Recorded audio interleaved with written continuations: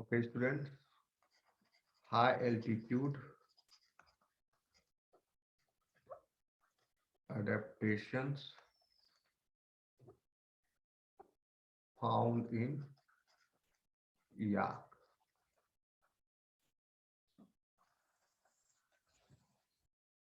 Yak domesticated animal है.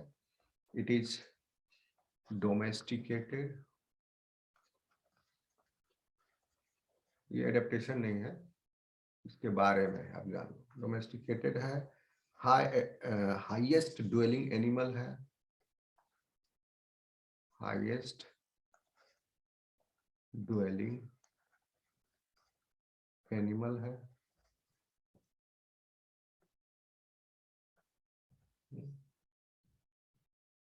फिर यानी 3000 से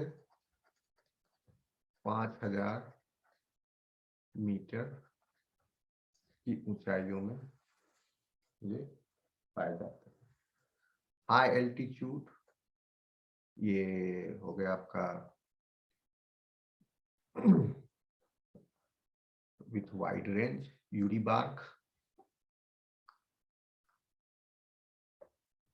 और बहुत इंपॉर्टेंट डोमेस्टिकेटेड एनिमल है ये यार. इससे लोग मिल्क, मीट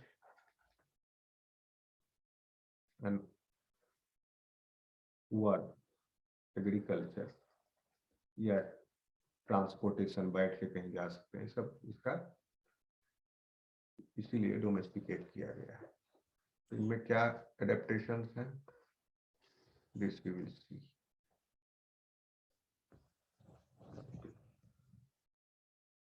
ओके, कहाँ मिलते हैं ये याक?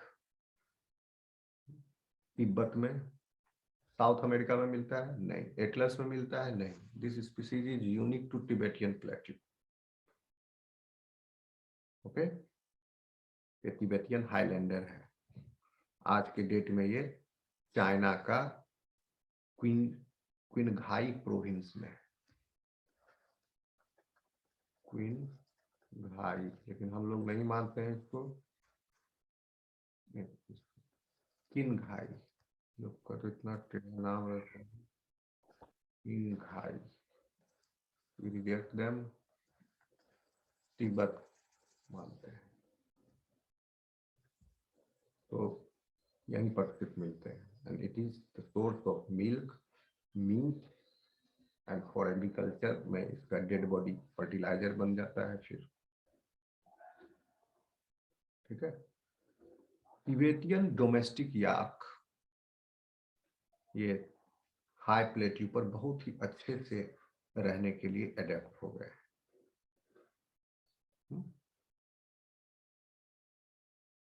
तो इनमें क्या क्या एडेप्टेशंस आए हैं? उनका फिजियोलॉजी बहुत ही वेल अडेप्ट हो गया है हाई एल्टीट्यूड में रहने के लिए. तो इनका नंबर 1,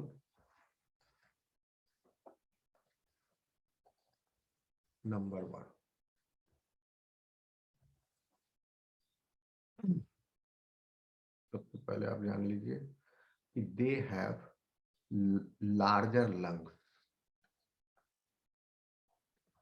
लेकिन लार्जर से पहले proportionately larger लंग लिखो.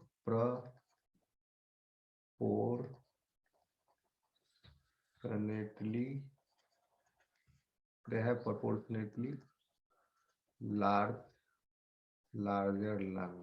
proportionately इसलिए क्योंकि ये याक भी कैटल है एंड काव बफेलो जो लो लैंड पर रहे ये भी कैटल है. तो उनमें जो लंग है उनसे बड़ा लंग है याक का. Okay.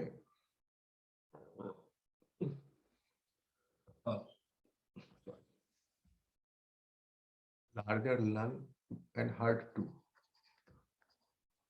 and heart.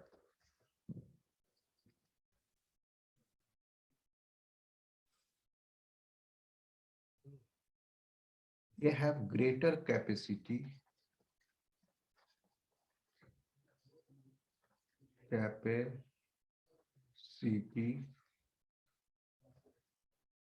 for transporting oxygen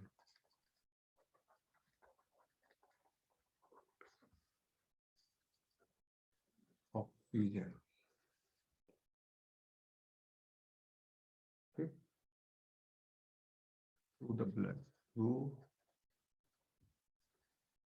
their blood.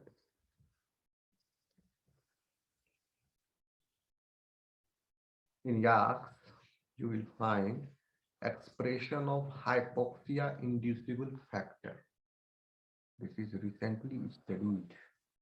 Hypoxia inducible factor क्या होता है? इसको कहते हैं HIF. इंटरेस्टिंग है, जान लो. ये हमारे अंदर भी एक्सप्रेस होता है.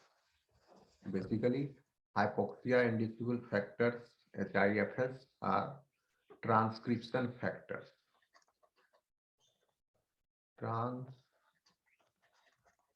ये क्या है? ट्रांसक्रिप्शन फैक्टर है.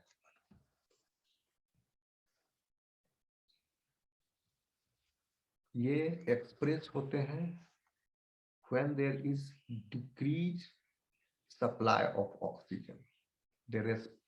These are the genes for these transcription factor यानी HIF genes are expressed when hypoxic conditions are there. Okay, so in those hypoxic conditions, these genes are expressed, and the protein products are transcription factors. HIPs, इनको कहा जाता है HIPs transcription factors. यानी HIPs ही सीधा है, HIPs gene हो गया इसका, HIPs प्रोटीन.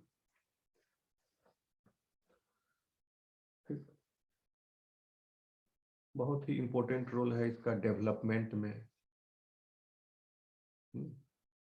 हमारे डेवलपमेंट में भी. और it has been recently found out that in stem cell these transcription factors are expressed. In our body, stem cells are there, and stem cells have unique capacity to renew themselves, so that the stem cells are available throughout the life. Okay, जैसे germinal stem cells, because of that humans can produce sperms throughout their life. Hematopoietic stem cells present in the bone marrow. We produce cells of the blood throughout our life. Throughout our life, we produce RBC, WBC. क्योंकि हर RBC 120 दिन के बाद death हो जाता है, उसका life 120 दिन ही RBC. अगर RBC कंटिन्यूअसली पीछे से सप्लाई प्रोडक्शन ना हो तो क्या होगा? एनीमिया हो जाएगा.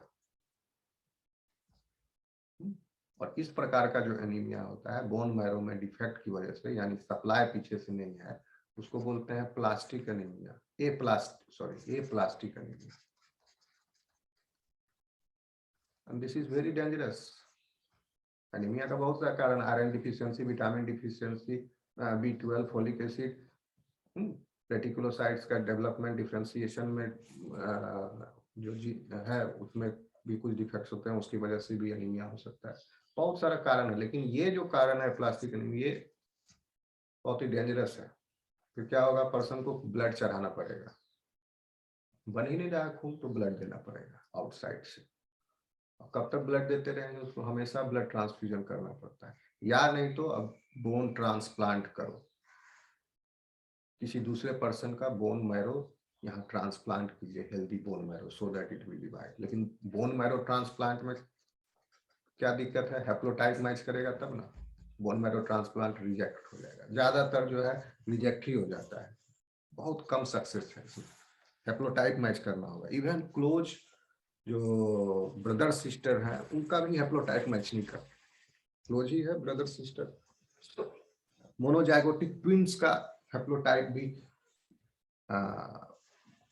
मतलब उसमें मैच कर जाता है, लेकिन वहां भी वेरिएशन हो सकता है. ये अलग कहानी है. हेप्लोटाइप नहीं समझोगे अभी तो समझ लो. यहाँ से आगे इधर स्टेम सेल्स जो है, इवन स्टेम सेल्स स्किन के अंदर है,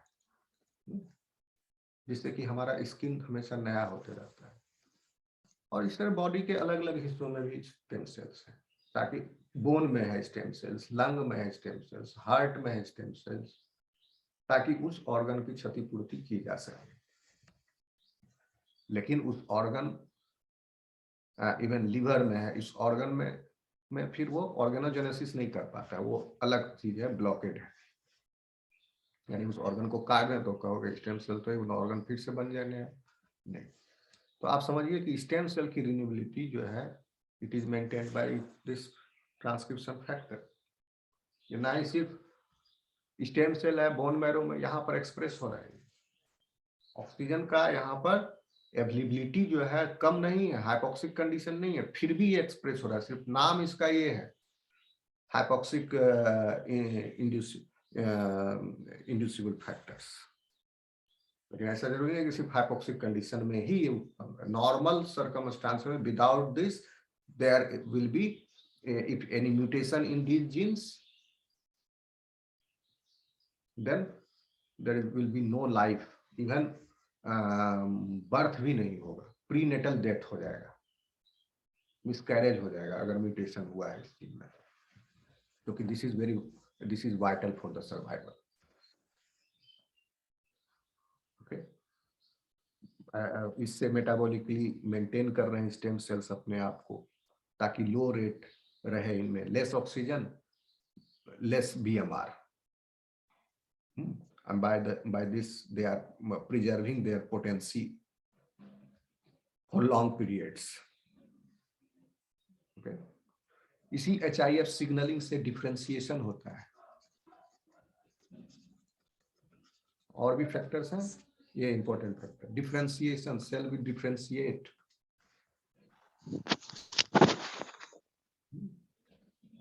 फॉर्मेशन ऑफ ब्लड वेसल्स होगा। फॉर्मेशन ऑफ ब्लड वेसल्स कहाँ होगा? इम्ब्रियो में, गर्भावस्था में, जब ये एक्सप्रेस होगा। क्यों कह रहे हैं कि प्रीनेटल डेथ हो जाएगा? ये इसमें म्यूटेशन रहेगा, एक्सप्रेशन डिफेक्टिव जीन प्रोडक्ट हो रहा है, डिफरेंशिएशन नहीं होगा, ब्लड वेसल ही नहीं बनेगा।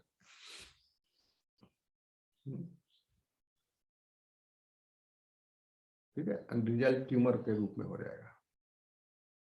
हाइपोक्सिया, ये एक्सप्रेशन सिर्फ इतना ही नहीं, after birth also, wound healing में,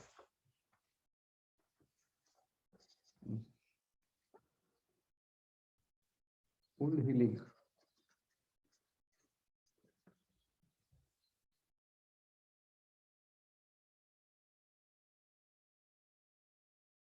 होते हैं, लेकिन यहां पर हाइपोक्सिक कंडीशन के द्वारा एक्सप्रेस हो रहा है।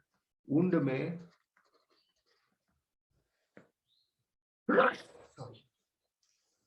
नया टिश्यू बन रहा है, क्लॉट के द्वारा ब्लड से का सप्लाई लिमिटेड हो गया, अंदर से वेस्कुलर सप्लाई, और एक लोकल हाइपोक्सिक एनवायरनमेंट वहां पर जानबूझ के बॉडी तैयार करता है to promote the migration of keratinocytes wound में,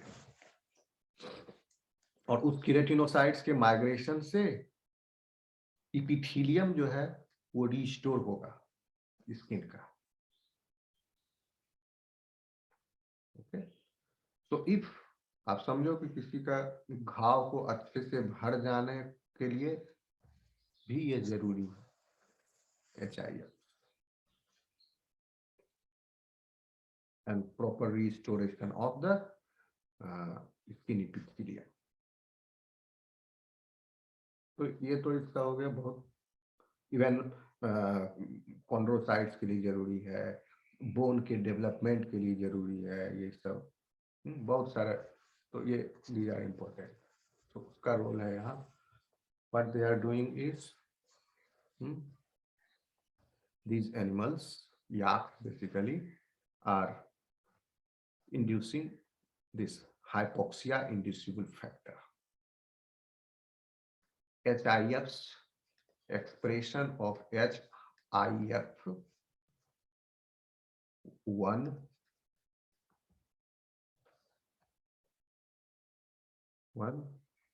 expresses highly in the vital organs of this animal. In vital organs कौन है? In the recording on है क्या? Yes. In the brain, kidney and lung. Liver भी vital organ है, but इसमें lung. HIF expresses high expresses highly thick word नहीं है, expresses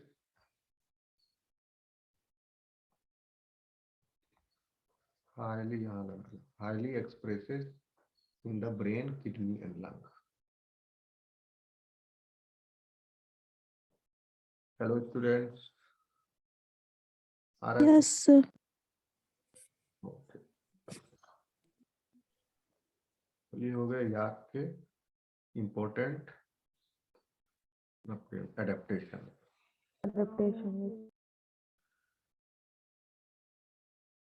आप एक और जीन है, but it is still under the study, which play important roles in regulating the body's response to hypoxia. And 5 genes were related to the optimization of the energy from the food scarcity in the extreme conditions. तो food scarcity से जुड़ा हुआ है in these extreme conditions. These genes, 5 genes, for मतलब कि उनका optimisation हो जाए एनर्जी का. जितना वो फूड ग्रहण कर रहे हैं, जैसे हम लोग जो फूड ग्रहण कर रहे हैं उससे कितना कार्बोहाइड्रेट निकाला जाए, कितना फैट एब्जॉर्ब किया जाए, और बॉडी में क्या एनर्जी का डिमांड है, ये इंटर रिलेटेड है थोड़ा. ठीक है. ये क्या किए हुए हैं कि ज्यादा से ज्यादा ये एब्जॉर्ब कर रहे हैं, मैक्सिमम एब्जॉर्प्शन है इन याक. तो gene responsible for that is 5 gene है. एक समझ लो 1 जीन, एक जीन का नाम है आदम 17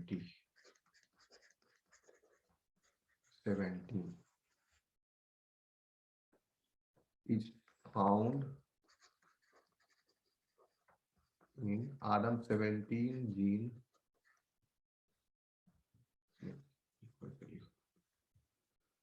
Gene is expressed in Tibetan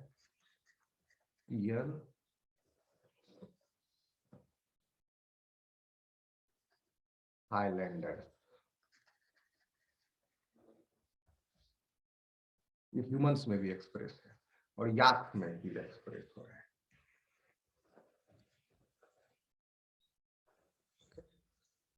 तो अब आते हैं ह्यूमंस पे. ये 4 आप जान लिए.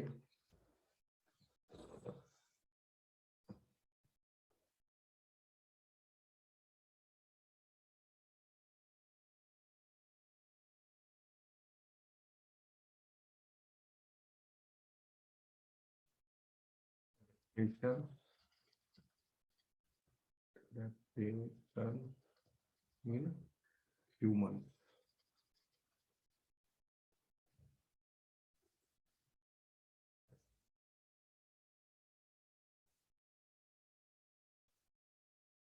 पूरी दुनिया में लगभग 81 मिलियन लोग इन ऊंचाइयों पर रहते हैं. यानी परमानेंटली रहते हैं, नहीं कि घूमने के लिए गए 1-2 दिन के लिए. परमानेंटली रह रहे हैं 81 मिलियन. घूमने के लिए जो रहे हैं बहुत हो जाएगा, टेम्पोरली गए.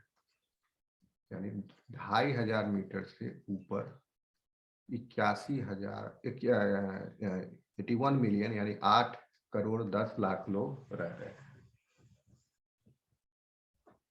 कहां पर? North south America, east Africa and Asia, south Asia, central Asia.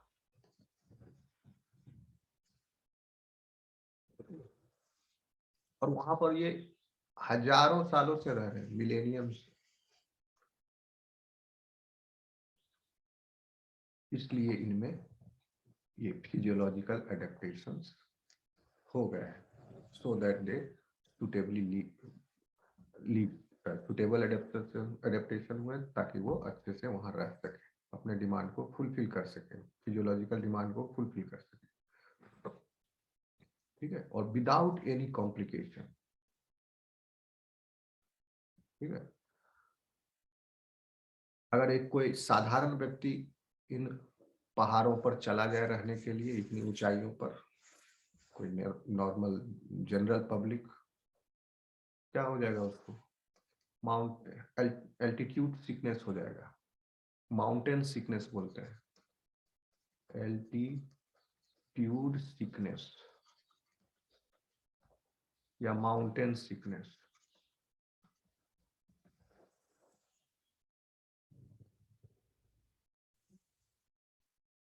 It is the harmful effect of high altitude. And why? Because there is exposure of low amounts of oxygen. So then people respond. Those who are not suitably adapted for such conditions, they will respond. जैसे कि हम लोग, how we respond? Symptoms will develop. Headache हो जाएगा, vomiting होगा, they will feel tired,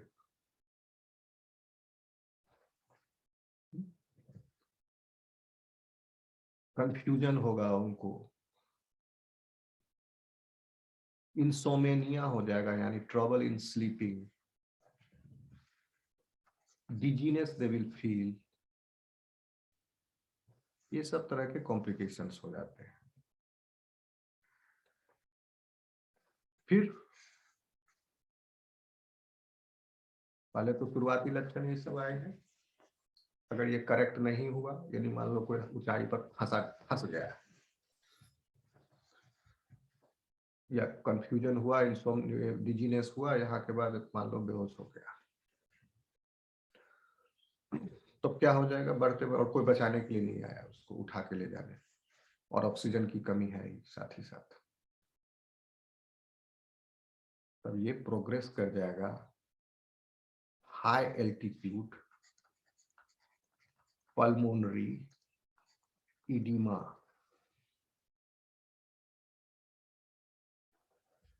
इसके साथ साथ ब्रेथ भी शॉर्ट हो जाएंगे, शॉर्टनेस ऑफ ब्रेथ,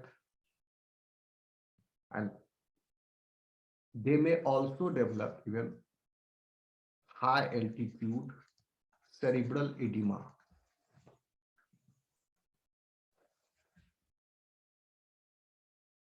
उसके बाद कोमा एंड डेथ।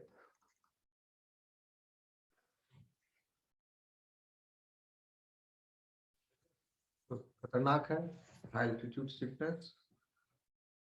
ठीक है, आ रहा समझ में स्टूडेंट? फिर भी लोग रह रहे हैं 81 मिलियन। हेलो, मेरी आवाज आ रही है क्या? Yes sir. Yes sir.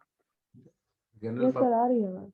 Okay, general public चला जाए तो उससे ये सब कंडीशन हो जाए, लेकिन फिर भी इतने लोग रह रहे हैं वहां, 8 करोड़ लोग, तो जरूर ही इनमें कुछ खासियत आ गई होगी।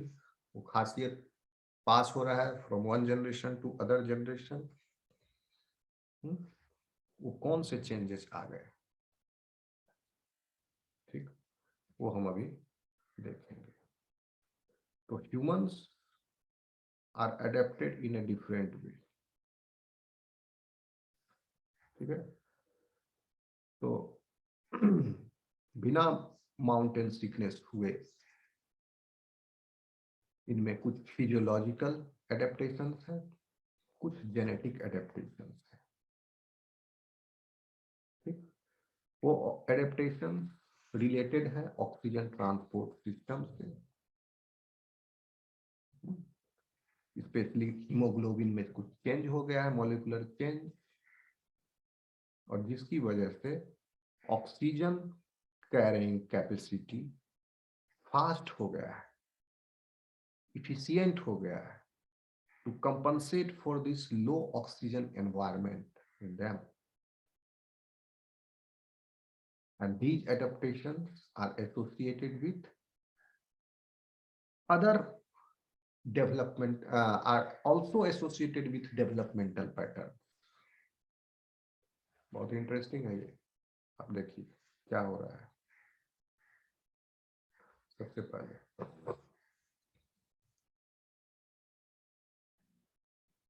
हो गया the physiological and genetic adaptations in native islanders involve modification in the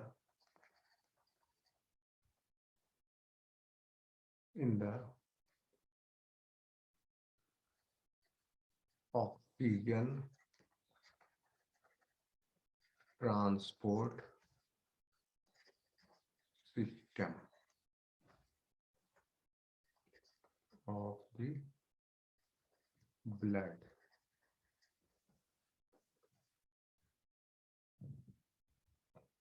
They involve the changes in this,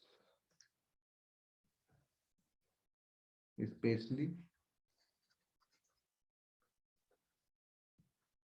क्या चेंज हुए, मॉलिक्यूलर चेंजेस हुए।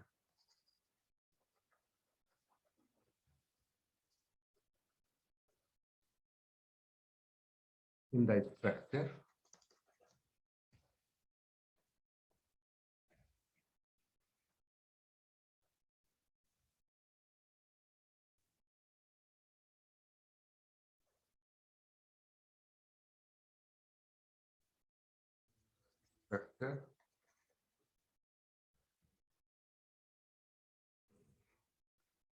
and function of hemoglobin.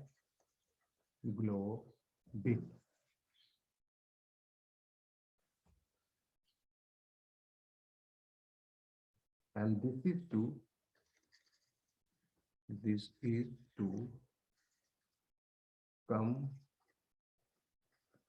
compensate for the low oxygen environment.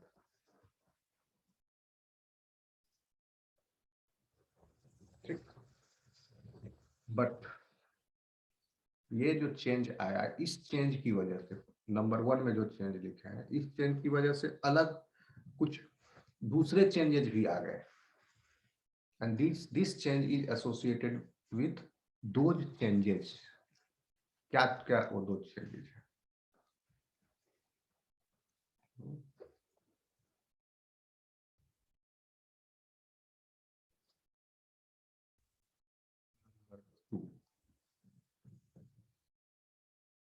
This adaptation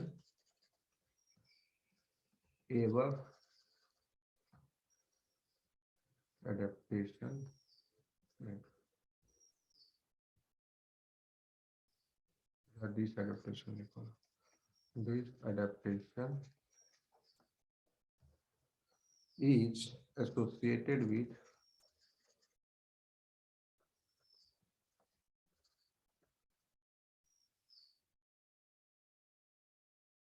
developmental patterns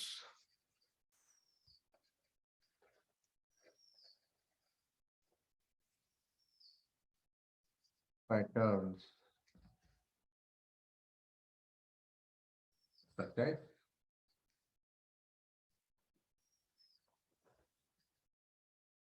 developmental patterns are different compared with the normal humans which are living. ये भी normal ही, normal थोड़ी, the compared with the humans living at the adapted to the lower altitude, उनसे इनका developmental pattern अलग है। क्या? जैसे इनके बच्चों का बर्थ रेट हाई होता है, हाई बर्थ वेट रेट नहीं, high birth weight,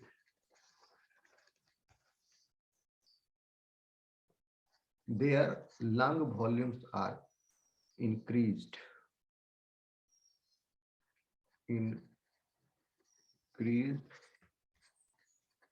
lung volume, lung बड़ा है,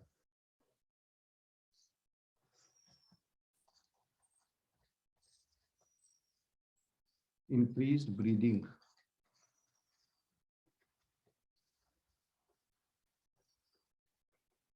चाहो तो इनको सेपरेट 2, 3, 4 भी लिख सकते हो पॉइंट में।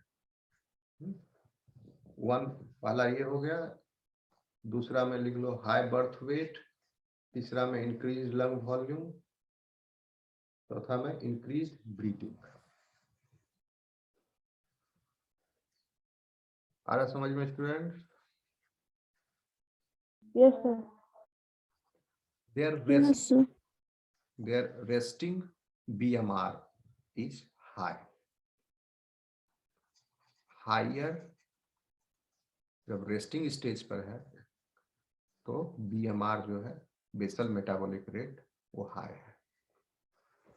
हम लोगों का रेस्टिंग में BMR जो है, हमारे रेस्टिंग BMR से उनका रेस्टिंग BMR हाई है, higher resting BMR।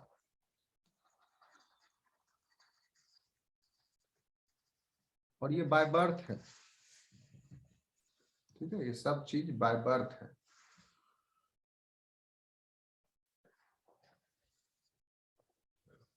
Next slide लिखते हैं।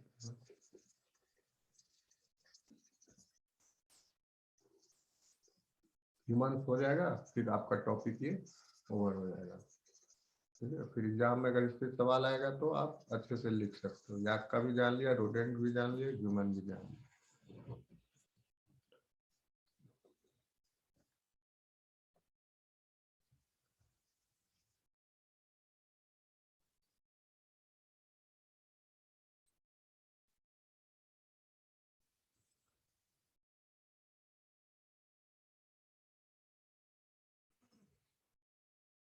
जीन्स का इवोल्यूशन इनमें अलग अलग तरह से हुआ है। कुछ जीन्स, नॉट ऑल। तो अभी अगर उन जीन के बारे में अप्रोप्रिएटली आपको हम बताते जाएं तो और थोड़ा लंबा टाइम चला जाएगा। ओके, आप खुद भी देख सकते हो, बाद में हमसे पूछ लेना, नहीं समझ में आएगा इसमें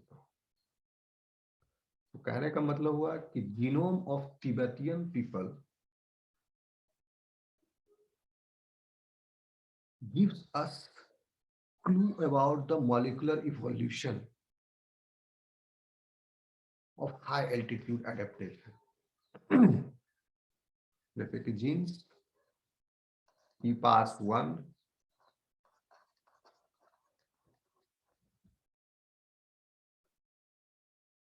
EPARA,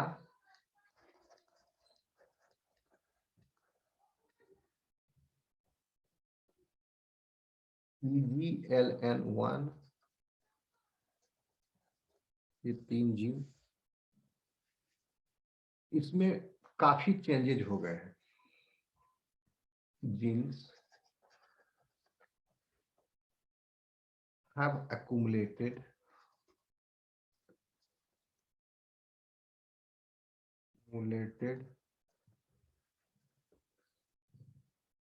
काफी चेंज को कैसे लिखेगा? EPARA, EGNS, genes have accumulated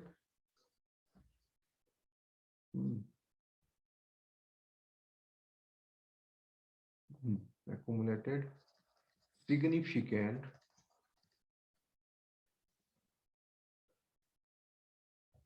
molecular changes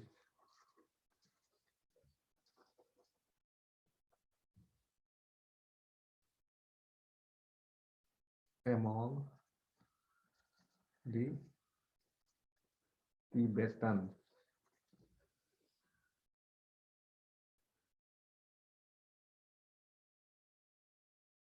And these genes are involved in hemoglobin production. These genes function in combination with or in concert with transcriptional factors such as HIF, जो भी बताया आपको इसके पहले. Hypoxia inducible factors. Many hypoxia inducible factors are there. And which in turn regulate the red blood cell production in response to oxygen deficiency. तो कहने का मतलब हुआ these genes EPAS1, PPRA, EGLN have accumulated so many changes in them, or these genes are mutated with some changes, and those changes are significant because that one is reflected at the functional level. Because of these changes, the structure of hemoglobin is different. That's why these changes are significant and they are exerting significant effect on the outcome. Outcome is oxygen binding capacity and oxygen carrying capacity of hemoglobin. This is the outcome, and that outcome is modified in such a way that these changes are making these people suitably adapted for the hypoxic conditions. Okay, students? Yes, sir. This is एक point में लिख दिए. तीसरा हो गया एंड्रियंस. तिबेतियंस हो गए, Tibet high plateau. एंड्रियंस Andes में रहने वाले लोग, साउथ अमेरिका एंडीज पर्वतमाला में रहने वाले लोग. वहां पर अलग तरह से हुआ है इनमें modifications.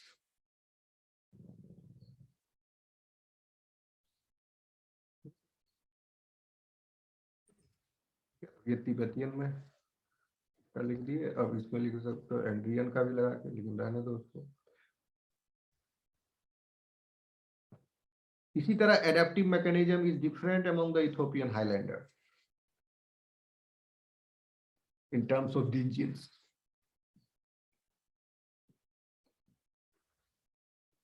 other variations have occurred. Means कहने का मतलब तिब्बतियंस में कोई अलग अमाइनो एसिड, सपोज करो 64 पर ट्रिप्टोफान है, that is replaced by some other amino acids in Tibetans. I'm just giving you example. Andrians में 121 amino acid, that one is changed. Ethiopians में